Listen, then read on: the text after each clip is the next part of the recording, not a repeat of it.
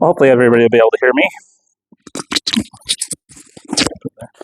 All right, so what is communism, right? The thing that probably is one of those big questions you get asked a lot as a communist, or even if you're not a communist, people like talking about it. We got posters that talk about, are you a communist? Join the RCP, we're the Revolutionary Communist Party, we call ourselves communists. Communism comes up a lot. There's the Communist Manifesto, a lot of communism. But sometimes, with stuff like that, it is always worth, what are we actually talking about there, right? Because, you can get a little lost in the word itself. So when I first got involved in politics a long time ago, well, not that long ago, but a long time ago, communism was basically a dirty word. It was sort of like, if you're a communist, you're, you like authoritarian governments and furry hats, and you're a weirdo who like LARPs and stuff.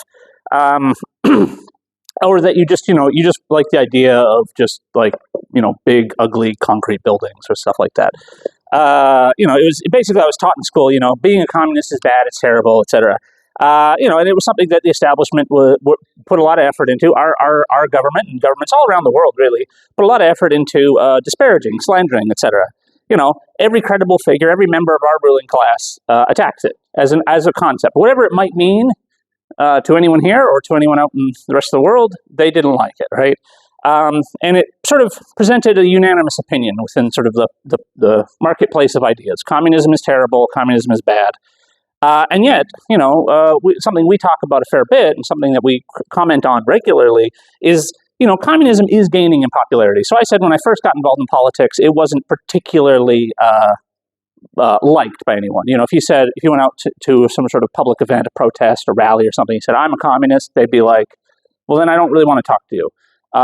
Nowadays, it's sort of the opposite way, where, if I say like, oh, I'm a leftist or I'm a socialist, they're just kind of like, cool, and then they move on. But if you say you're a communist, that actually more and more often is the beginning of a good political conversation, not the end of one. And like I said, it is somehow gaining in popularity. Even with all the stuff I mentioned about, every member of the establishment basically saying it's bad, it has been gaining in popularity. More and more people consider themselves communists, are sympathetic to the ideas, or are at the very least curious about it, interested in it, want to do something about it, are seeing failures within capitalism, and are, wanting to fix this system or do away with it. So there's many reasons for that gaining popularity. One is very obvious, and that's fall in living standards. Again, when I first got into politics, generally things had kind of flatlined for a while, but like there wasn't actually a decrease in living standards. That's now no longer the case. We're seeing a fairly regular, although not like sudden sharp drop, but the trend is heading, as people would say, is heading in the wrong direction. Living standards are going down. Lifespan is trending downwards, even in Canada. Other countries, it's a little worse, but even here, the trend is in the wrong direction, right? So living standards, there's an increase in inequality. There's a lot of hypocrisy in the system that people don't like, and there doesn't seem to be anything you can do about it. Like politicians say one thing and do the other, and then you vote in the other guys, and then they also don't do what you wanted, that kind of thing. So there's like not a lot of trust in the system. But all of that's sort of like been happening for a little while. But I think one big part of it is actually because the establishment hates it. Because every time an establishment figure talks about how, if such and such thing is communism, right? Like when an American politician is asked, like, do you support public health care? And they go, no, that's communism. I don't think they quite understand just how helpful that is for us. Now, again, that's not what communism is, really, but at the end of the day, if everybody you hate in government, if all the establishment figures that have failed you time and time again are telling you that this idea, communism, is a bad one, then it will actually, I think, push more and more people in that direction. They'll be more and more curious about it. What does this actually mean? What is communism at the end of the day? And unfortunately, though, that is just a knee-jerk reaction, right? Like, the anti-establishment, anti-capitalism reaction. And in many ways, for a lot of people, that is where it ends. A lot of our job as the RCP is to move beyond that and to draw out the broader political conclusions from that anti-capitalist reaction to the system. And that's in many ways what we're doing here. What we do generally is we're all about building our own philosophy, our own principles, and our own goals. The goal of communism is one of them, but that also, we have to understand what communism is to really get there yet. And to start with, I'm going to go way back into the past to the ancient idea of communism. This idea of like a communal society is not one that modern day Marxists invented. It's not even something that really we don't even really know who invented it, right? It kind of is an idea that's been around as long as recorded history. Yeah, it's probably even been even longer than that. The idea of equality, communal living, is something that's been around for a very long time. And but the appeal of it, the actual like argument for like why would anyone be attracted to this idea, really only begins when you have the beginning of inequality, when you have a beginning of like living in a way that isn't communal, where suddenly that idea that has been around for who knows how long suddenly carries some weight to it. Because an idea doesn't really carry weight to it if it's just how things are, right? It doesn't really attract people to it. It really only has like an attractive character because of the way the actual system works. So in the case of us again today, it's the nature of capitalism that is attracting people to these ideas. It's not evil school teachers or woke media or even organizations like us that like are turning people into communists, right? It's capitalism itself that's creating today millions of communists. The millions of communists we're going to need tomorrow to actually achieve this better system and achieve a successful revolution. So, and while I expect, like I expect a lot of you, got drawn into these ideas first because of that reaction, because the system sucks, capitalism shit, and you want to do something about it. And you want to fight capitalism and do something about this. But if you left it there, if you just left it with, again, that sort of like anti-system, anti-establishment position, it would be like you'd be leaving those motivating principles ungrounded. No matter how principled any of us are, if we don't have an actual means of achieving these things, it will eventually wither away. In the absence of a clear way forward, our principles, values, and our desires for a better world would evaporate, basically under the heat of overwhelming capitalist domination. Capitalism still does dominate our lives, both whether or not you're in the RCP or not. It is a dominating factor in all of our lives, and it is a real pressure on all of our lives and all of our like ideological positions we take. So for anyone who just takes up an anti-capitalist position, there is the constant problem that in the absence of a real concrete answer, a real method to the theory or the ideas, that it will eventually degrade. And that's why it's so important we have a firmer understanding of why we do things like this. We have to ground our principles in material reality. Not just asking ourselves what an ideal society would look like, not just inventing a version of the world today that's just better in our minds, but like what raw materials do we have to work with in the world today to build that better world? What are we actually trying to do here? And to properly understand that, to probably understand how to ground the ideal of communism in the real world, we have to understand the situation we're in. And for that, I got to talk about capitalism a bit. So what is capitalism then? I got to talk about what is communism. I got to talk about what is capitalism first. So Marx, if you don't know, wrote a little bit about capital, a lot about capital. He didn't actually finish writing it. He wrote around 3 volumes on capital. He did not write 3 volumes on what socialism or communism would look like. And the reason for that is because he understood we need to know like how this system works. What actually is capitalism? What kind of new forces, what social forces, what classes are being created? And out of that, what like potential is there? What can actually be achieved from capitalism? Firstly, capitalism is a system of production. And what I mean by that, first of all, just to say what it isn't, it's not a choice. It's not something you agree or disagree with. It's not a matter of opinion. You might talk to people sometimes where it's like, I'm a communist, and they say, well, I'm a capitalist. And I'm like, they're not, all right? Like, you're not going to just meet a random person at UVic who's a capitalist. What they probably mean is that they like the system and they would like it to continue, or they're in favor of, free market and competition, right? But those are just principles. That's not how things aren't made through free market and competition. You actually have to have a person physically build things for it to be built, right? Free market and competition are like principles and values and consequences to the system of production, but are not like actual concrete ways in which things are done. It's also not an expression of our morals. So things like, freedom. I mean, who here likes freedom? We all like freedom. Great, good. I'm not seeing nearly enough hands being raised at that one. Maybe. Yeah. Yeah. Yeah, it's not a matter of a moral principle. Capitalism isn't like capitalism is a system of liberty and freedom, and it's just the most amount of that you have is the more capitalister it is. And it's not just an idea. It's not just something that Adam Smith wrote about, and then we either do or do not apply it. Capitalism is a means by which products are made.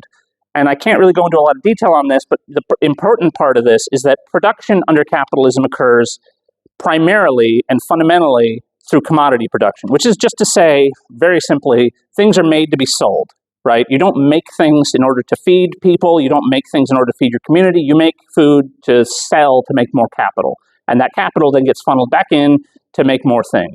There's a whole bunch of consequences to that are unique to capitalism. Marx wrote about it. If you've read any Marxist economics, you'll hear a lot about things like overproduction, about like the debt problems, about the need to expand markets, the inevitability of imperialism. These sorts of things are all a consequence of that fundamental factor, which is the way in which things are produced.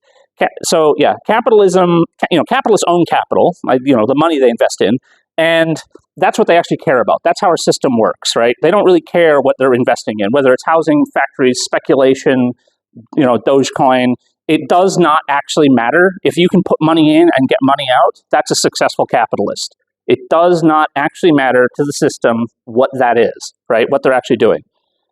And of course, as a capitalist, you have to get more money out, right? You expect to get more out than you put in. That's also a fundamental factor of our system.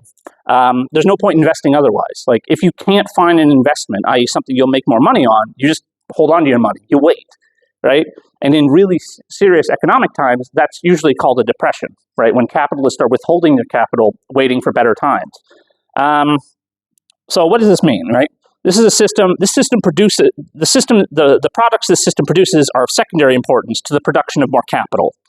So you and I, we need food, housing, medicine, right? But if capitalists don't see these things as profitable, they will invest elsewhere, and those things that we need either get much more expensive or disappear altogether. It's an unfortunate fact that Americans are finding out about this quite severely in the case of eggs right now. I don't know if people have seen the news, but the price of eggs in the States is anywhere between 3 to 5 times as much as it was about a week ago. That's capitalism. That's how it works. You don't like it? Well, move to Russia is what I've usually been told. But more importantly than that, we can't actually do something about it. I would say if you don't like it, overthrow the system, replace it with something better. Now, of course, historically, less so these days, but historically and occasionally now, all of this production, all of this capital production, developed regular production.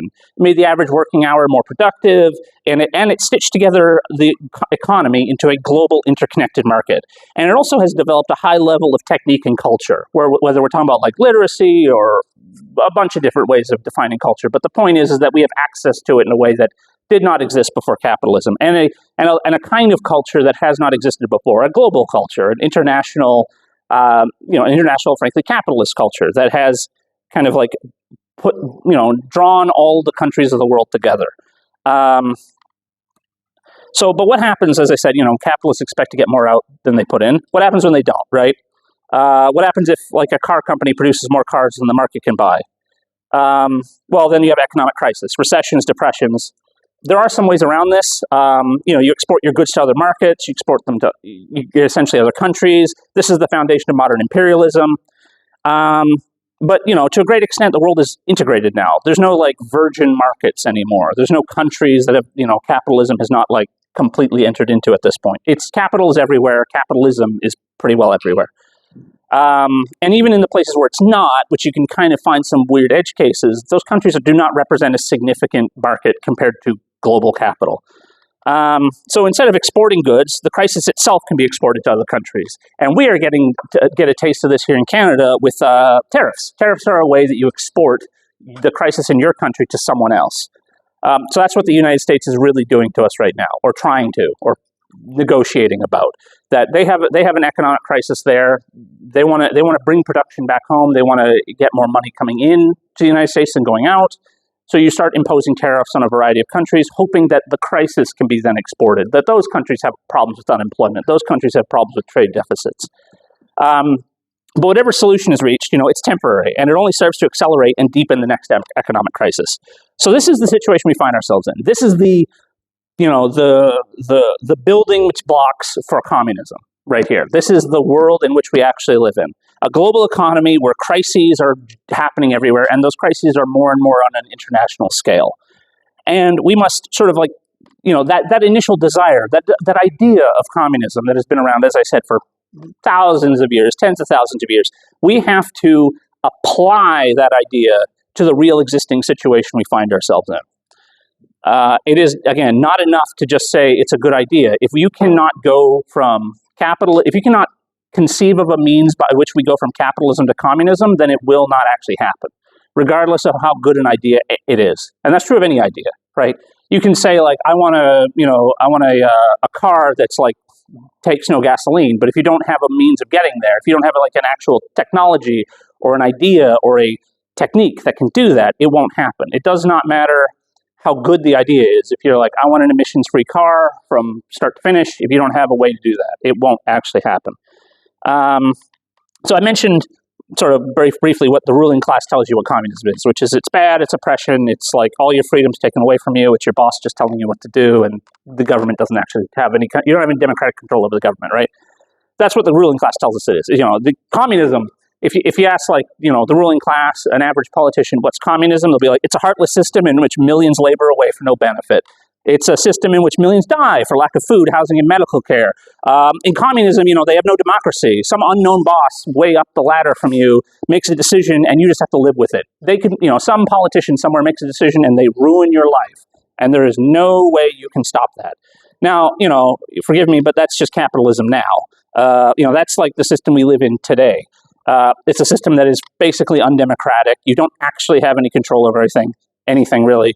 And production just kind of happens. And disasters, economic disasters, just kind of happen the way that natural disasters do. Except it is decisions people make on the basis of profit, right? Not just a hurricane. I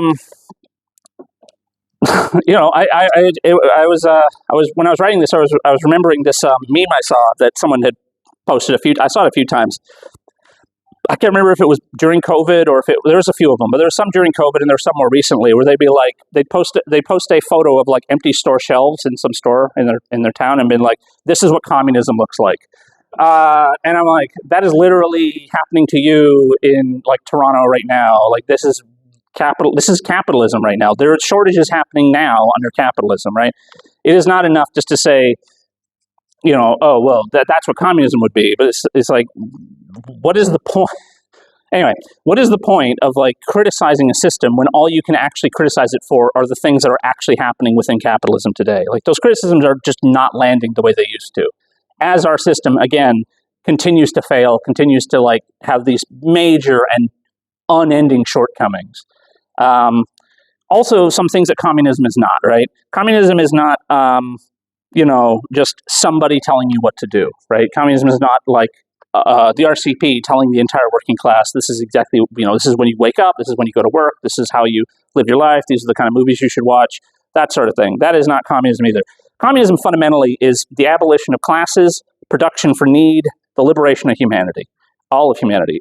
It's ourselves collectively in control of our lives, and in a way that we've never really seen before, ever. Communism is not capitalism with a human face. It's not just, let's take capitalism and just kind of smooth the edges over. Let's get rent lowered or dental care or whatever.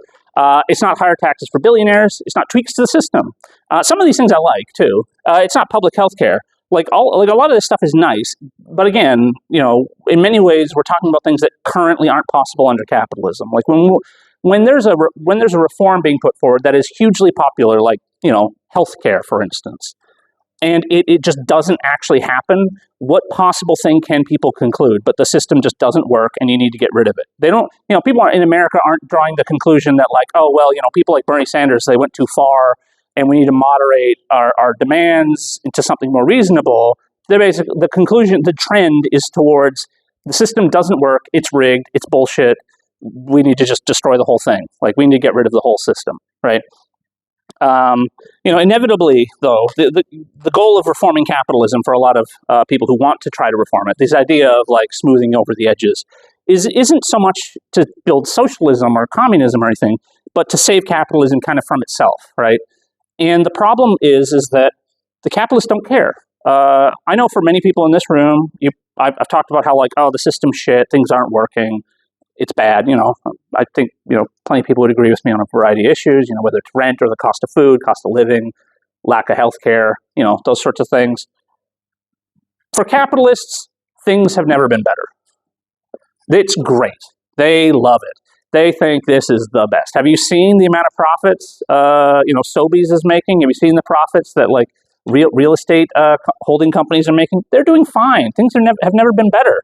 And so any appeal to reform the system in order to save itself is basically just a dead letter, because as far as the capitalists are concerned, things are fine.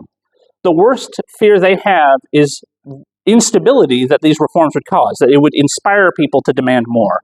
And unfortunately, that is kind of an inevitable end of pure reformism, that once you sort of like make your peace with the system and decide that you're not going to get rid of it, you eventually have to lean more and more upon the ruling class's interests and try to appeal to them directly as opposed to the working class. So, as I said earlier, capitalism is a system of production and rule of the capitalist class. It has a logic of its own because of that. No amount of good ideas will do away with the flaws of capitalism, because those flaws are only flaws to us, as I said. They are not flaws to the system. High rent is not a failure for the company that's renting to you. It is only a failure of the system for the person renting, right? What we need instead is an independent working class approach. We can't talk about capitalism as if we're all in the same boat. If we seriously want to organize ourselves and defeat the system, we have to be ready to go all the way, and we need a revolutionary philosophy. Communism is and it will be a revolutionary change comparable to the end of slavery and the end of feudalism. It is not simply, a better version of capitalism. It will be a new economic system, but we need our own ideas based on our own strengths, running under our own steam, right? At the beginning of, so communism then, like really what is the core that I'm getting at here? So I've sort of been building all this scaffolding around where I'm going to describe communism. We're finally at that point. Yeah, well, I figured it would take a little time, but whatever. So what's our position? Like the RCP. If you get asked, like, what do you think? What's the RCP's definition of communism? A lot of parties talk about communism. A lot of parties have communism in their name.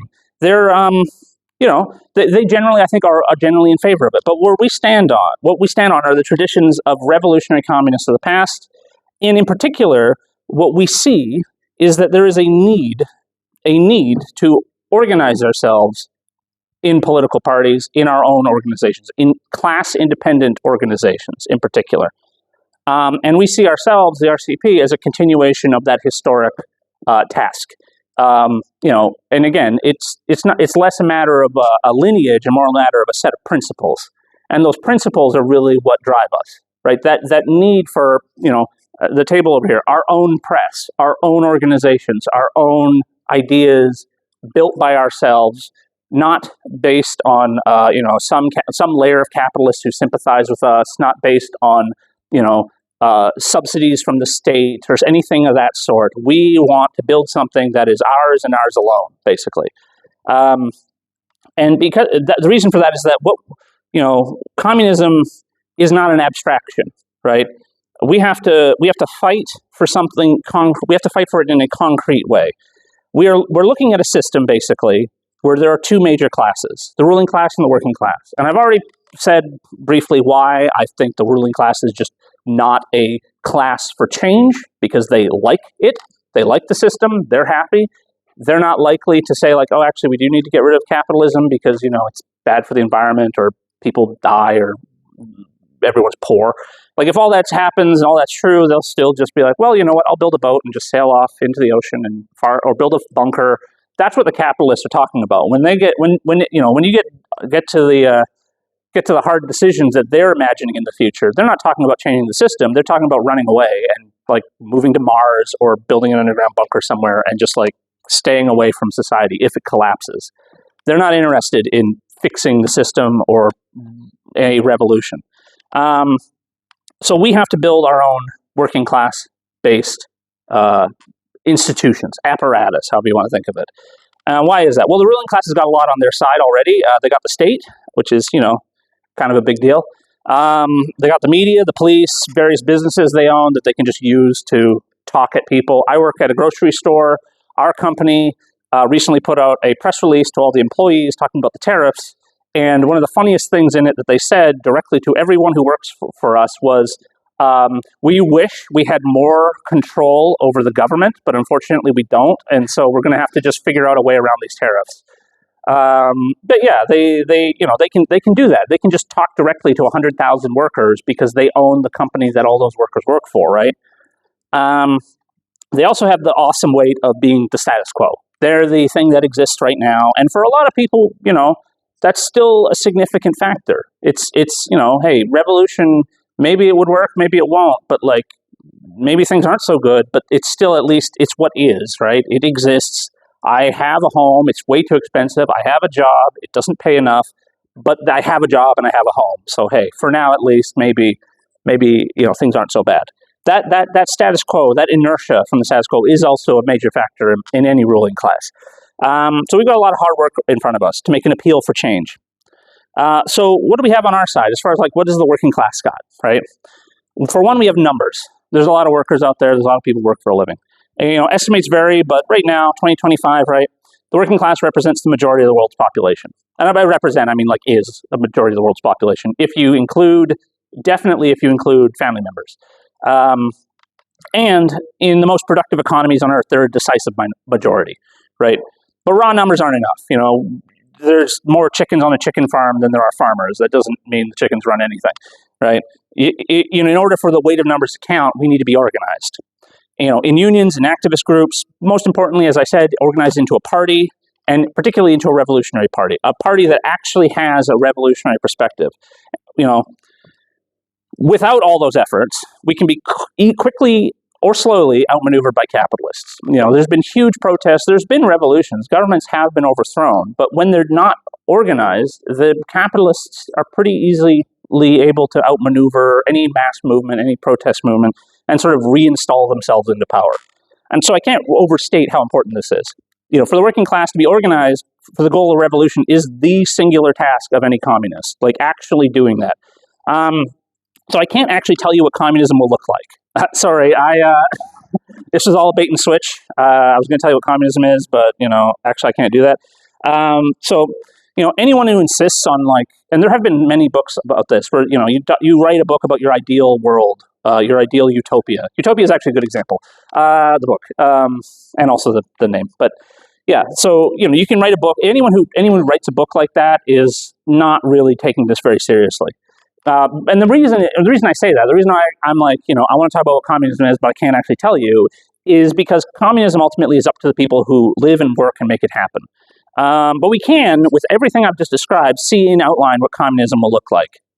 So again, I was talking earlier about how we have to look at the brick and mortar, the material conditions, the concrete conditions in which we actually live to see the foundations on which communism will be developed.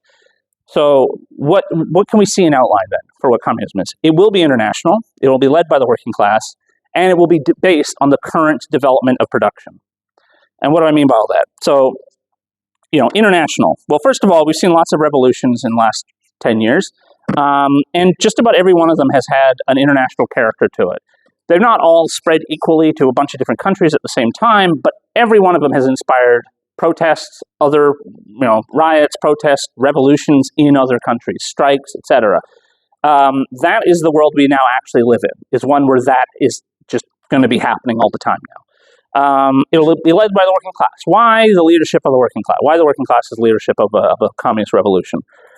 Well, simply put, if you want to achieve a new system, you have to have a means of producing things. And at the end of the day, we have two options for that. One is the leadership that the capitalists give us, or insist upon giving us, don't allow us to decide on, but we have it. And then the working class. Why is the working class able to be a revolutionary leader? Because, again, it is a class that has been produced by capitalism. It is an internationally linked class.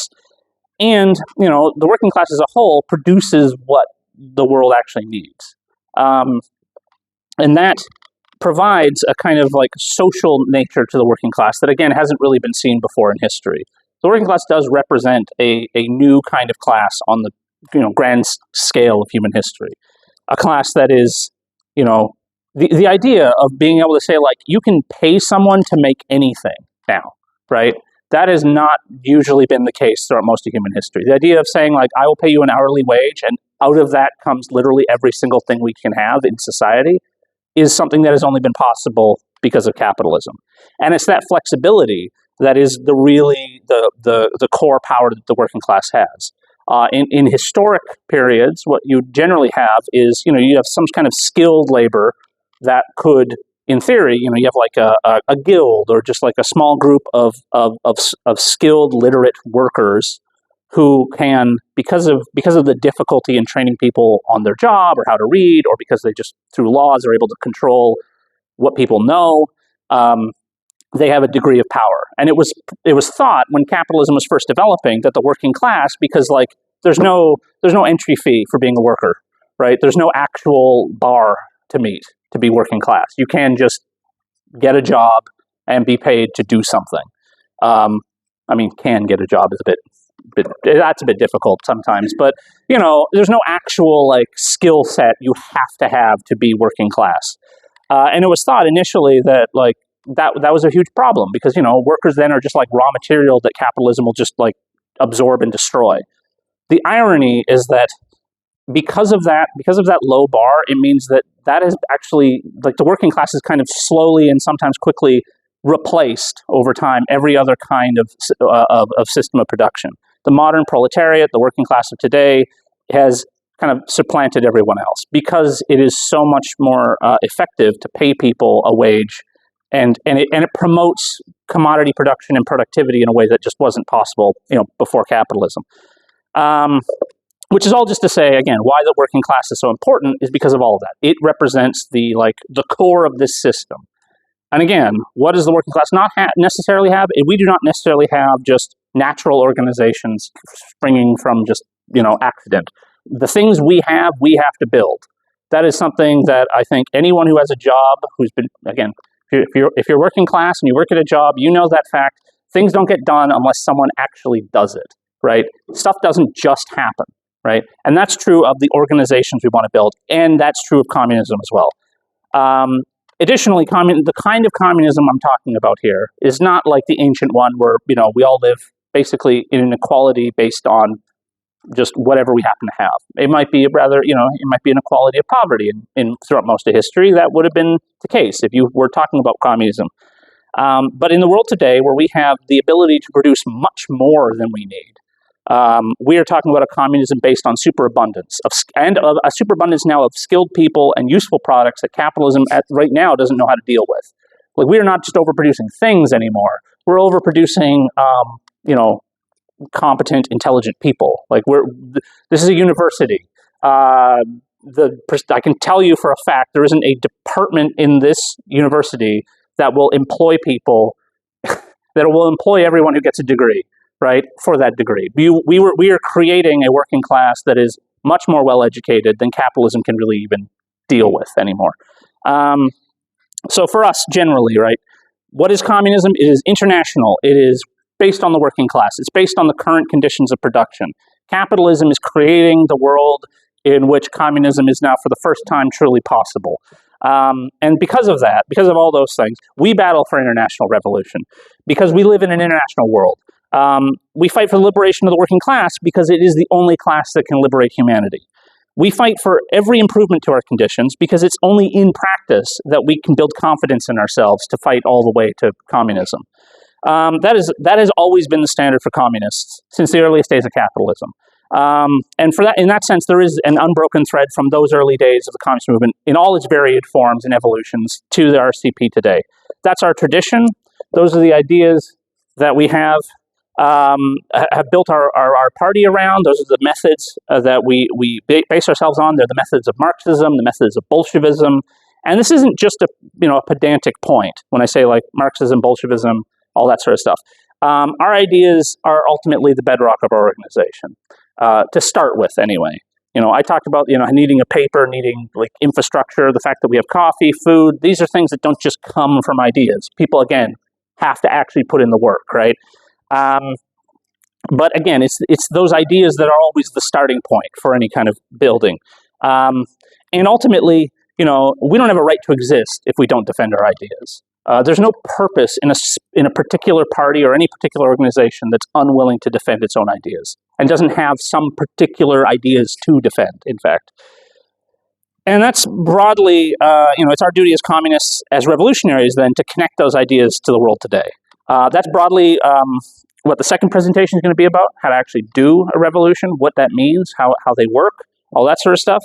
But again, I'll just, not to step on your toes too much here.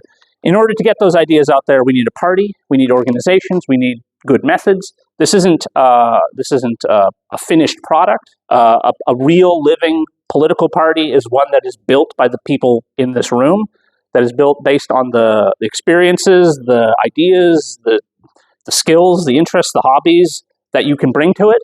And again, that's not just an accident. That's not just an accidental feature. That's how we build a real living political party, not just some electoral machine, not just some brand name, but a thing, an organization that we can actually make use of. That's the job of the RCP, ultimately, to gather together those communists already out there into an international organization willing to fight for communism. That's the RCP, that's the RCI, the Revolutionary Communist International. We don't say we're communists or Marxists because we like the idea of it, or it's a cool identity, or whatever. We want to fight to end capitalism, and if you do as well, you should join this party. This is the organization you belong in, and that's how we get to communism. So, unfortunately, I can't give you a nice, beginning to end, exactly what each and every one of you will be doing under communism, but that's kind of the point. We're fighting for something that hasn't been done before. We're fighting for a better world in a fundamentally different way. And that is not going to be easy. But what I can tell you, and what is something that I think is very important for the world now versus any other time in history, is the material conditions are there for communism now. And that's something we should all be hopeful for. So even with all the hardships and bullshit of capitalism today, it has produced the foundations on which we will build a better world. Thank you.